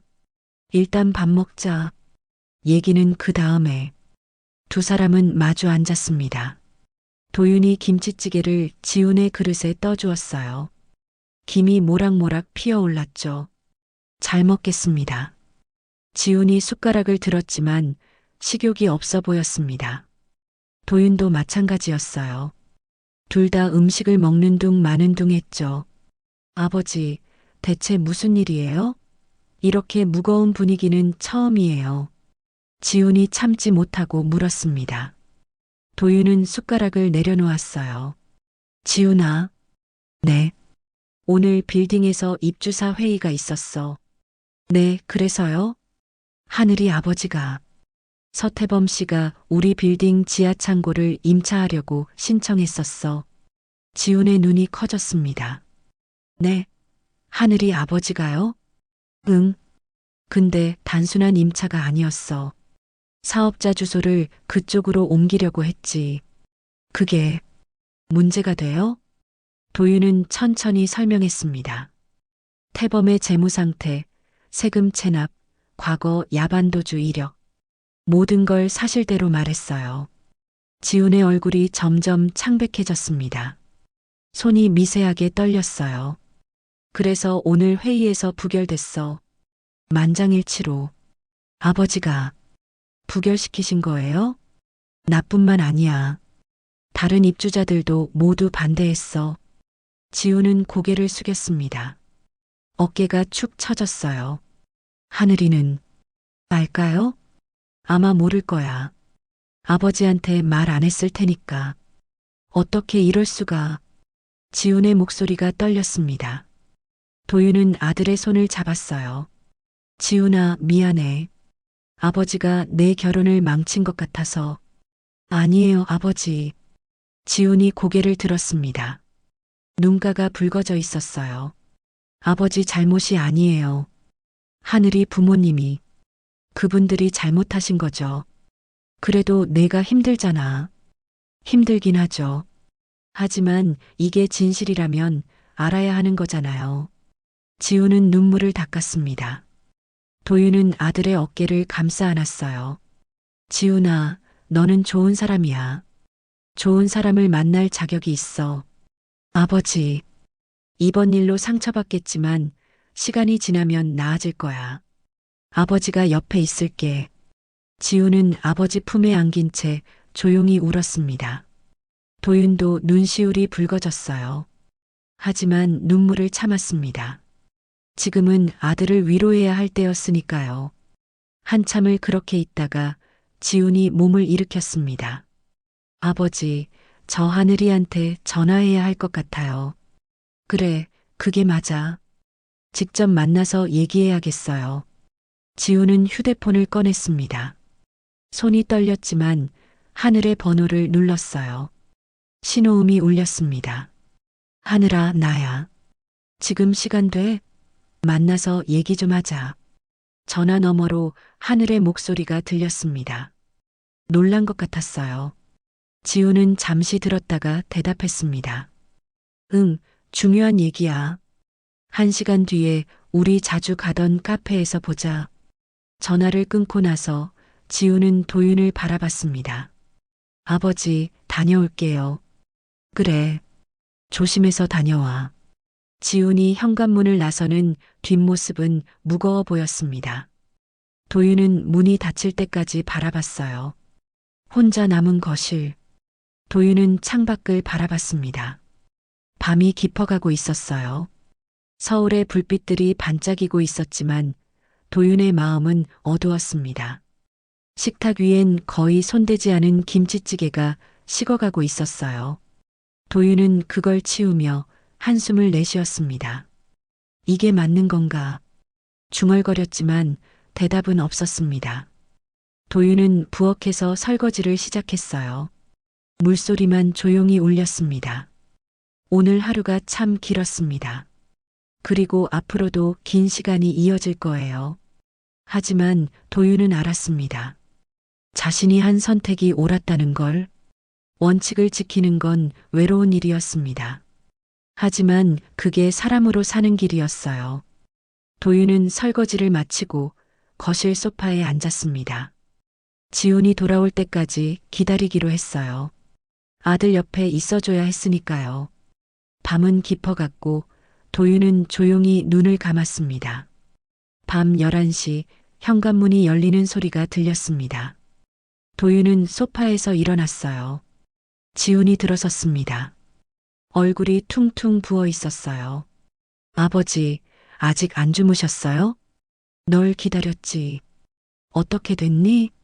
지훈은 신발을 벗으며 힘없이 말했습니다. 하늘이도 몰랐대요. 부모님이 그런 일을 하는지. 그랬구나. 하늘이가 많이 울었어요. 자기 부모님한테 실망했다고. 지우는 거실로 들어와 소파에 주저앉았습니다. 도윤은 아들 옆에 앉았어요. 결혼은 일단 보류하기로 했어요. 하늘이도 동의했고요. 지훈의 목소리는 가라앉아 있었습니다. 도윤은 아들의 어깨를 가만히 감싸 안았어요. 힘들지? 네. 근데 아버지가 옳았어요. 이런 상황에서 결혼하면 더 힘들었을 거예요. 현명한 판단이야. 두 사람은 잠시 말없이 앉아 있었습니다. 시계 초침 소리만 조용히 울렸어요. 이틀 뒤 월요일 아침이었습니다. 도윤은 평소처럼 새벽 5시에 빌딩에 나왔어요. 주차장을 돌고 로비를 청소했죠. 하지만 마음은 여전히 무거웠습니다. 오전 9시쯤 관리실 전화가 울렸습니다. 광석이 받았어요. 네, 관리실입니다. 아, 네. 잠시만요. 광석이 수화기를 가리고 도윤에게 속삭였습니다. 사장님, 서태범 씨 부인이에요. 도윤은 잠시 망설이다 전화를 받았습니다. 여보세요. 한 사장님, 저 최미령입니다. 미령의 목소리는 평소와 달리 떨리고 있었어요. 네, 무슨 일이십니까? 저, 잠깐 만나 뵐 수 있을까요? 꼭 드릴 말씀이 있어서요. 도윤은 잠시 생각했습니다. 거절하고 싶었지만 마지막으로 한 번은 들어봐야 할 것 같았어요. 오늘 점심시간에 빌딩 로비 카페로 오시죠. 감사합니다. 12시에 뵙겠습니다. 전화를 끊고 나서 광석이 걱정스럽게 물었습니다. 사장님, 괜찮으시겠어요? 응. 들어는 봐야지. 정오가 되자 도윤은 로비 카페로 갔습니다. 구석자리에 앉아 기다렸어요. 10분쯤 지나 미령이 나타났습니다. 화장기 없는 맨얼굴이었어요. 눈가는 퉁퉁 부어 있었죠. 한 사장님. 미령은 도윤 앞에 앉으며 고개를 숙였습니다. 평소의 당당한 모습은 어디에도 없었어요. 무슨 말씀하시려고 오셨습니까? 죄송합니다. 미령의 목소리가 떨렸습니다. 저희가 정말 잘못했습니다. 도윤은 말없이 그녀를 바라봤습니다. 미령은 손수건으로 눈물을 닦았어요. 사장님을 무시하고 경비일을 낮춰봤습니다. 돈으로만 사람을 판단했어요. 이제 와서 사과하시는 건가요? 도윤의 목소리는 차가웠습니다. 미령은 고개를 더 숙였어요. 변명의 여지가 없습니다. 그저 용서를 구하러 왔어요. 용서요? 네, 저희가 지훈 군과 우리 하늘이를 힘들게 했어요. 부모로서 자격이 없었습니다. 미령의 목소리가 점점 작아졌습니다. 도윤은 커피를 한 모금 마셨어요. 서태범 씨는요? 당신은 지금 집에 있어요. 회사 정리하고 있고요. 회사를 정리하신다고요? 네. 더 이상 버틸 수가 없대요. 빚이 너무 많아서. 미령의 눈에서 눈물이 흘러내렸습니다. 도윤은 그 모습을 조용히 바라봤어요. 결혼준비금 5억은요? 도윤의 질문에 미령이 얼굴을 붉혔습니다. 거짓말이었어요. 우리한테 그런 돈 없었어요. 그냥 체면 때문에 한 말이었습니다. 체면. 도윤이 중얼거렸습니다. 미령은 고개를 들지 못했어요. 사장님, 정말 죄송합니다. 제가 지훈 씨 아버님을 잘못 봤어요. 경비복을 입고 계셔서 가난하실 거라고 무시해도 된다고 생각했어요. 그게 잘못이라는 걸 이제 아시는 겁니까? 도윤의 목소리가 조금 높아졌습니다. 미령은 움찔했어요. 네. 이제 알았어요. 너무 늦었지만 늦은 게 아닙니다. 처음부터 잘못이었어요. 도윤은 천천히 말했습니다. 사람은 직업으로 판단하는 게 아닙니다. 가진 돈으로 평가하는 것도 아니고요. 네, 맞습니다. 어떻게 사느냐가 중요한 겁니다. 정직하게, 떳떳하게. 미령은 고개를 끄덕이며 눈물을 닦았습니다. 저희가 너무 허영에 빠져 살았어요. 남들 보기에 그럴듯해 보이는 것만 추구했죠. 그래서 딸의 결혼도 거래로 생각하신 겁니까? 도윤의 말에 미령이 울음을 터뜨렸습니다. 죄송합니다. 정말 죄송해요. 잠시 침묵이 흘렀습니다. 카페 안엔 커피 향과 조용한 음악만 흐르고 있었어요. 도윤은 창밖을 바라봤습니다. 최미령 씨, 네. 저는 당신을 용서할 수 없습니다. 미령이 얼굴을 들었습니다. 눈이 크게 떠졌어요. 제 아들이 얼마나 힘들어했는지 아십니까? 사랑하는 사람과 헤어질지도 모른다는 두려움에 얼마나 떨었는지. 죄송합니다. 하지만 도윤이 말을 이었습니다. 하늘 양은 잘못이 없습니다. 그 아이는 부모를 선택할 수 없었으니까요. 미령이 고개를 들었습니다. 만약 하늘 양이 정말 지훈이를 사랑한다면, 그리고 부모님께 의존하지 않고 스스로 살아갈 각오가 되어 있다면, 도윤은 미령을 똑바로 바라봤습니다. 그때는 제가 반대하지 않겠습니다. 정말이세요? 네. 하지만 조건이 있습니다. 무엇이든 하겠습니다. 두 사람이 스스로 준비해야 합니다. 부모 도움 없이, 그리고 최소 1년은 기다려야 해요. 미령이 고개를 끄덕였습니다. 알겠습니다. 당연합니다. 그리고 또 하나, 도윤이 덧붙였습니다. 다시는 제 아들을, 그리고 그 누구도 직업이나 돈으로 판단하지 마십시오. 네, 명심하겠습니다. 미령은 자리에서 일어나 깊게 고개를 숙였습니다. 사장님, 정말 감사합니다. 그리고 진심으로 죄송합니다. 미령이 카페를 나간 뒤 도윤은 혼자 앉아 있었습니다. 창밖으로 사람들이 분주히 오가고 있었어요. 모두 자기 삶을 살아가는 사람들이었죠. 도윤은 커피를 마저 마셨습니다. 쓴맛이 입안에 퍼졌어요. 하지만 그 쓴맛이 나쁘지 않았습니다. 관리실로 돌아오니 광석이 물었습니다. 어떻게 됐어요? 사과하러 왔더군. 받아주셨어요? 아니. 하지만 아이들은 지켜보기로 했어. 잘하셨어요, 사장님. 도윤은 창밖을 바라봤습니다. 오후 햇살이 빌딩을 비추고 있었어요. 따뜻한 빛이었습니다. 품격. 그건 돈으로 살 수 없는 거였어요. 오랜 시간 올바르게 살아온 사람만이 가질 수 있는 것이었죠. 도윤은 그걸 지켜왔습니다. 그리고 앞으로도 지킬 거예요. 저녁 6시 도윤은 퇴근 준비를 했습니다. 경비복을 벗고 평상복으로 갈아입었어요. 거울에 비친 자신의 모습을 봤습니다. 68배 얼굴. 주름이 깊었지만 눈빛은 맑았어요. 오늘도 수고했어. 도윤은 거울 속 자신에게 말했습니다. 그리고 빌딩을 나섰어요. 저녁 하늘은 붉게 물들어 있었습니다. 아름다운 노을이었어요. 도윤은 잠시 멈춰서서 하늘을 올려다봤습니다. 모든 게 제자리를 찾아가고 있었어요. 천천히 하지만 확실하게. 도윤은 집으로 걸어갔습니다. 가벼운 발걸음이었어요. 오늘은 아들과 편하게 저녁을 먹을 수 있을 것 같았죠. 품격의 한마디. 그건 화려하지 않았습니다. 하지만 단단했어요. 그리고 오래 남는 것이었습니다. 3개월이 흘렀습니다.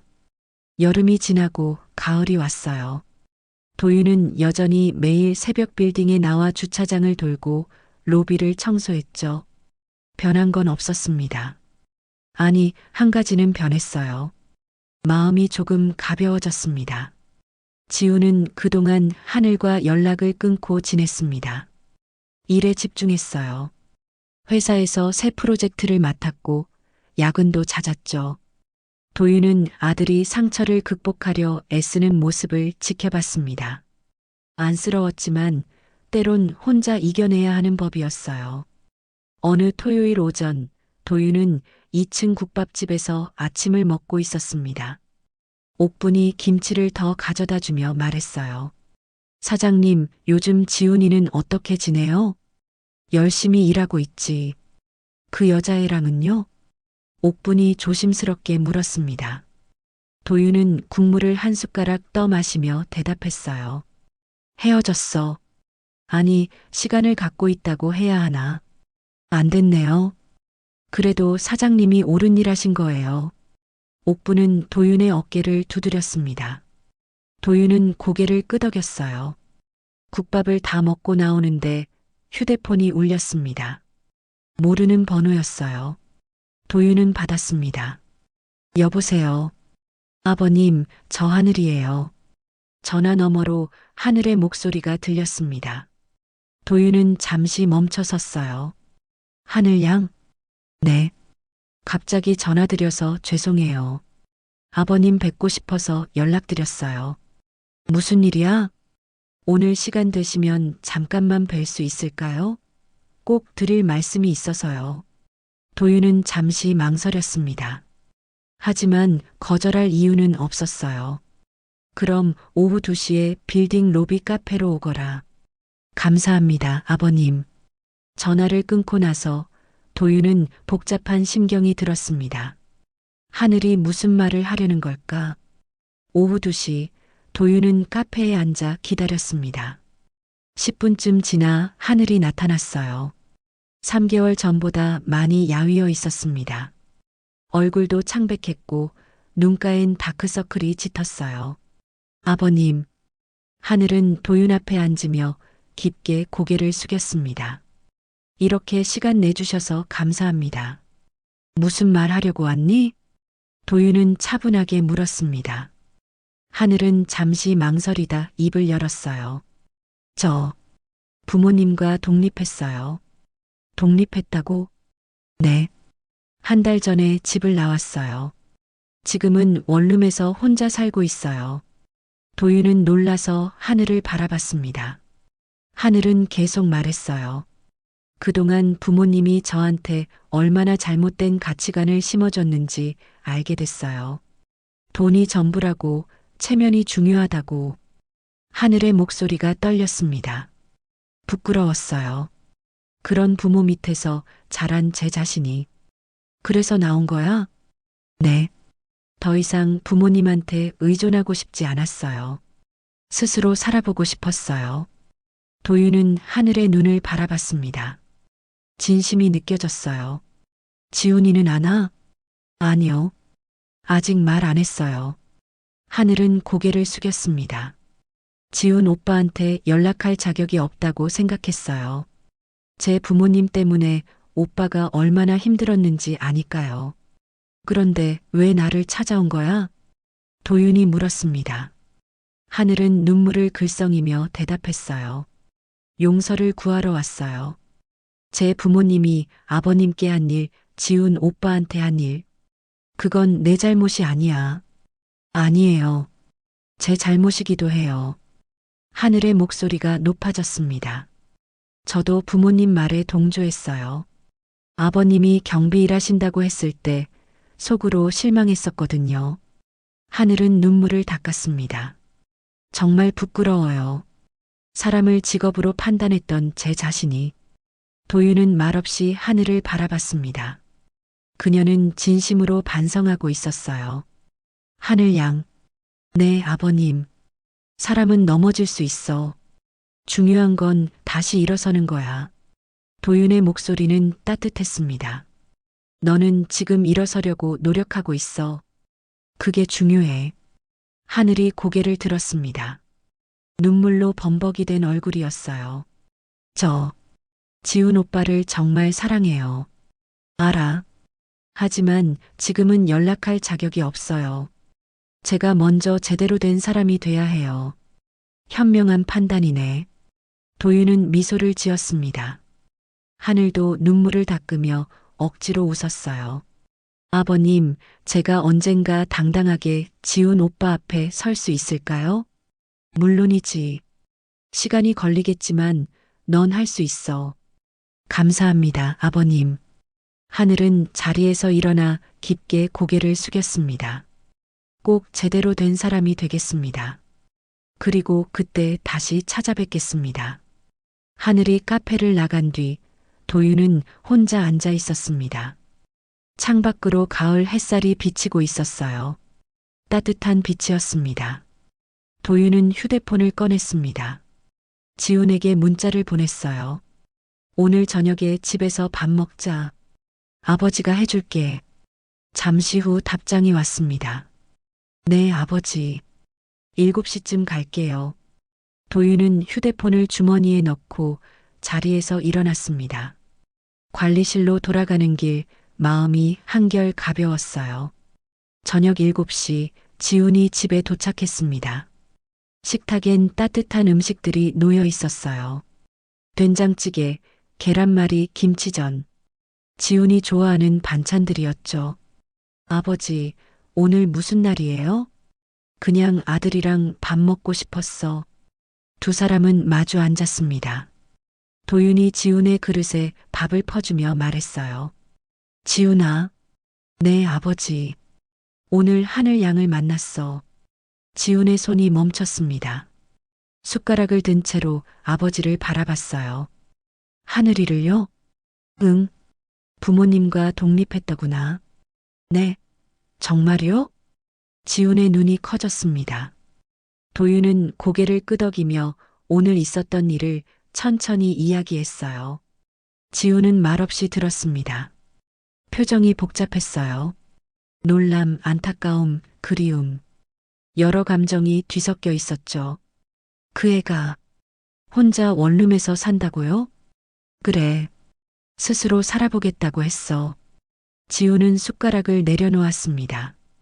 밥을 먹을 수가 없었어요. 아버지, 저 하늘이한테 연락해도 될까요? 도윤은 잠시 생각했습니다. 그리고 천천히 고개를 저었어요. 아직은 아니야. 왜요? 하늘 양이 지금 자기 자신을 찾아가는 중이야. 그 시간을 존중해줘야지. 지훈은 고개를 숙였습니다. 도윤이 아들의 손을 잡았어요. 지훈아, 진짜 사랑이라면 기다릴 수 있어. 서로가 제대로 된 모습으로 만나는 게 중요해. 네, 아버지. 그리고 너도 이 시간에 더 성장해야 해. 하늘 양을 떳떳하게 받아들일 수 있는 사람이 돼야지. 지훈은 고개를 끄덕였습니다. 눈가가 붉어졌지만 눈물을 참았어요. 아버지, 저 해외 지사 발령 신청했어요. 해외 지사? 네. 싱가포르요. 2개월 뒤에 가게 될 것 같아요. 도윤은 놀라서 아들을 바라봤습니다. 갑자기 왜? 저도 시간이 필요해요. 멀리 가서 일도 배우고 제 자신도 돌아보고 싶어요. 지훈의 목소리는 단호했습니다. 도윤은 잠시 침묵했다가 고개를 끄덕였어요. 좋은 선택이야. 아버지는 내 편이야. 감사합니다, 아버지. 두 사람은 다시 밥을 먹기 시작했습니다. 찌개는 식어가고 있었지만 마음은 따뜻해지고 있었어요. 밤 10시 지훈이 돌아가고 나서 도윤은 혼자 거실에 앉았습니다. 창밖엔 가을밤의 별이 반짝이고 있었어요. 결별. 그건 끝이 아니었습니다. 새로운 시작이었어요. 각자가 성장해서 더 나은 모습으로 다시 만나는 것. 도윤은 그걸 믿었습니다. 시간이 지나면 모든 게 제자리를 찾을 거라고. 도윤은 눈을 감았습니다. 오늘 하루도 길었어요. 하지만 나쁘지 않았습니다. 1년이 흘렀습니다. 계절이 한 바퀴 돌아 다시 봄이 왔어요. 서울의 거리엔 벚꽃이 피기 시작했고 아침 공기는 따뜻했죠. 도윤은 여전히 새벽 5시에 빌딩에 나왔습니다. 변한 건 없었어요. 아니, 조금은 변했습니다. 머리에 흰머리가 더 늘었고 허리가 조금 더 굽은 것 같았죠. 하지만 도윤의 눈빛은 여전히 또렷했습니다. 주차장을 돌며 차들을 확인하고 로비를 청소하고 관리실에 앉아 커피를 마셨어요. 33년째 이어온 일과였죠. 오전 9시쯤 광석이 관리실로 들어왔습니다. 사장님, 오늘 국밥집 임대료 동결 안건 처리했습니다. 그래, 고생했어. 도윤은 서류에 사인하며 말했습니다. 2층 국밥집 김옥분의 임대료를 3년째 동결하고 있었어요. 68배 옥분이 가게를 계속 운영할 수 있도록 배려한 거였죠. 사장님, 그런데 말씀인데요. 광석이 조심스럽게 입을 열었습니다. 지훈 씨한테서 연락 왔어요? 어제 통화했지. 싱가포르에서 잘 지내고 있다고 하더라. 도윤은 창밖을 바라보며 말했습니다. 지훈은 1년 전 해외 지사로 떠났어요. 처음엔 걱정이 많았지만 지금은 팀장까지 승진했죠.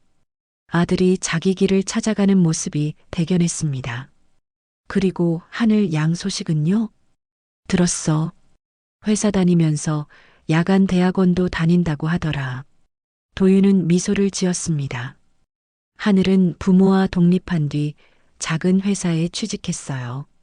낮엔 일하고 밤엔 공부했죠. 힘들었겠지만 포기하지 않았습니다. 두 사람 아직도 연락 안 하나요? 응. 각자 자기 길을 걷고 있어. 때가 되면 다시 만나겠지. 도윤은 그렇게 믿고 있었습니다. 오후 2시 도윤은 옥상으로 올라갔습니다. 물탱크 점검 시간이었어요. 녹슨 철문을 열고 올라서니 따뜻한 봄바람이 불어왔습니다. 서울 도심이 한눈에 내려다 보였어요. 33년.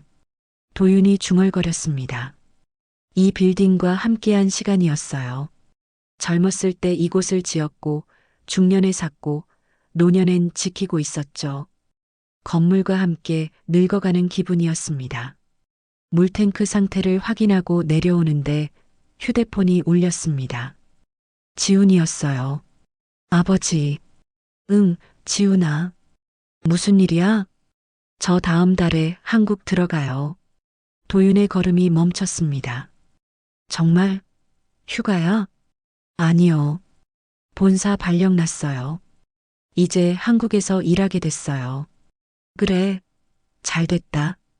도윤의 목소리가 밝아졌습니다. 1년 만에 아들을 다시 볼 수 있다니. 아버지, 하늘이한테 연락해도 될까요? 이제. 지훈의 목소리는 조심스러웠습니다. 도윤은 잠시 생각했어요. 너 마음이 아직도 그대로야? 네. 1년 내내 하늘이 생각했어요. 그럼 연락해봐. 때가 된 것 같구나. 감사합니다, 아버지. 전화를 끊고 나서 도윤은 미소를 지었습니다. 드디어 때가 온 거예요. 그날 저녁 도윤은 일찍 퇴근했습니다. 집 근처 슈퍼마켓에 들러 장을 봤어요. 지훈이 오면 맛있는 걸 해줘야겠다고 생각했죠. 집에 돌아와 저녁을 먹는데 초인종이 울렸습니다. 누구지? 도윤은 문을 열었어요. 하늘이 서 있었습니다. 아버님. 하늘은 깊게 고개를 숙였습니다. 1년 전보다 훨씬 성숙해 보였어요. 얼굴에 자신감이 묻어났고 눈빛도 달라졌죠. 하늘 양, 어떻게 여기를? 지훈 오빠한테 연락 왔어요. 다음 달에 한국 들어온다고. 하늘은 손에 든 봉투를 내밀었습니다. 이거 드리려고 왔어요. 1년 동안 모은 돈이에요. 도윤은 봉투를 받지 않았습니다. 이게 뭐야? 제가 스스로 모은 돈이에요. 많진 않지만 1,000만 원 정도 돼요. 하늘의 목소리는 떨렸습니다. 저 이제 당당해요. 부모님 도움 없이 혼자 일하고 공부하고 살아왔어요. 도윤은 하늘의 눈을 바라봤습니다. 1년 전과는 완전히 다른 사람이었어요. 지훈이를 아직도 사랑하나? 네. 1년 내내 지훈 오빠 생각했어요. 그래서 더 열심히 살았어요.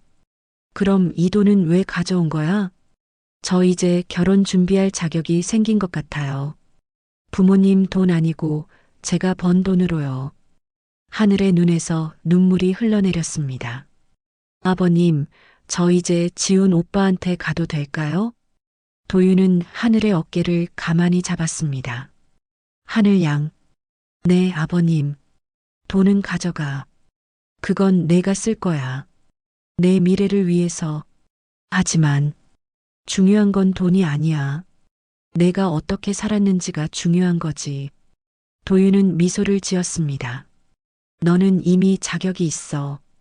당당하게 지훈이한테 가. 하늘은 울음을 터뜨렸습니다. 도윤은 하늘을 안아주었어요. 딸을 안는 아버지처럼. 고생했어. 하늘 양. 정말 잘했어. 한참을 울던 하늘이 고개를 들었습니다. 감사합니다, 아버님. 앞으로 지훈 오빠 잘 모시겠습니다. 그래. 서로 아끼고 살아라. 하늘이 돌아간 뒤 도윤은 혼자 거실에 앉았습니다. 창밖엔 봄밤의 별이 반짝이고 있었어요. 모든 게 제자리를 찾아가고 있었습니다. 다음 날 새벽 도윤은 평소처럼 빌딩에 나왔습니다. 주차장 입구에서 잠시 멈춰 섰어요. 봄바람이 부드럽게 불어왔습니다. 오늘도 시작이구나. 도윤은 중얼거리며 주차장으로 들어갔습니다. 형광등 불빛 아래 차들이 줄지어 서 있었어요. 도윤은 한 대 한 대 살펴보며 걸었습니다.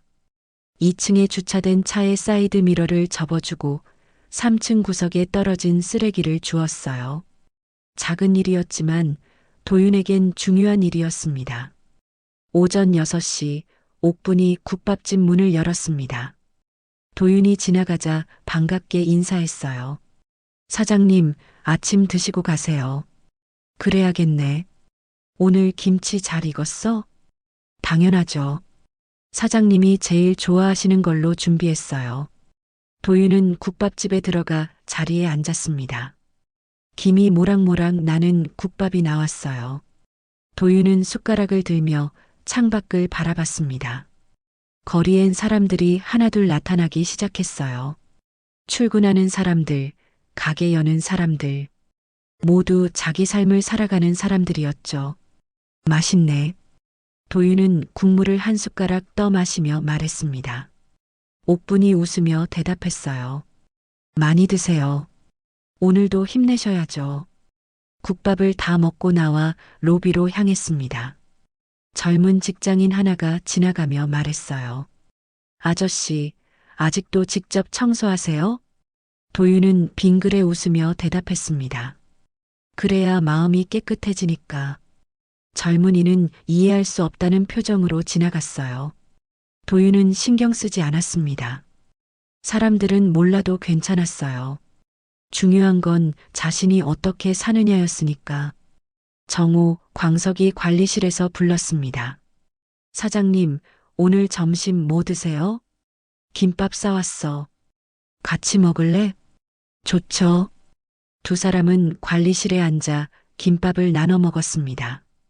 광석이 물었어요. 사장님, 언제까지 이 일 하실 거예요? 글쎄, 몸이 괜찮으면 계속하고 싶은데 건강 조심하셔야 해요. 알아. 고마워.